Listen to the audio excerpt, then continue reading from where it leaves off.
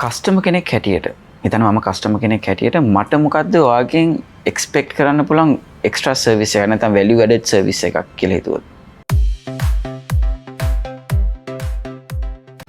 ඇත්තටම value added service එකක් කියලා කිව්වොත් ඔයාට ඔයාගේ කොණ්ඩේ තියෙන සමහර වෙලාවට ගොඩාක් ක්ෂේත්‍රයේ ඉන්නවා නිපුණතාවයෙන් පිරිච්ච කට්ටිය ඉන්නවා. ඉතින් ඒ වුණාට මම මෙතන ස්පෙෂල් වෙන හේතුවක් තමයි හැමෝම කියනවා මේ මගේ මං හරහා කොණ්ඩේ කපපුවාම ඒගොල්ලන් කොණ්ඩේ ඉක්මනට වැවෙනවා. ඒ කියන්නේ සාමාන්‍ය අර ගහක අතු කපලපුවාම අර දළු දාලා එනවා වගේ ස්වභාවයක් මටත් තේරෙනවා. මොකද මං කාලයක් ඉන්ඩස්ට්‍රි එකේ ඉන්න හින්දා. ඉතින් එතකොට ඒගොල්ලන් දකිනවා එතන වෙනසක් ඒ හකටින් පස්සේ ඇති වෙනවා කියලා.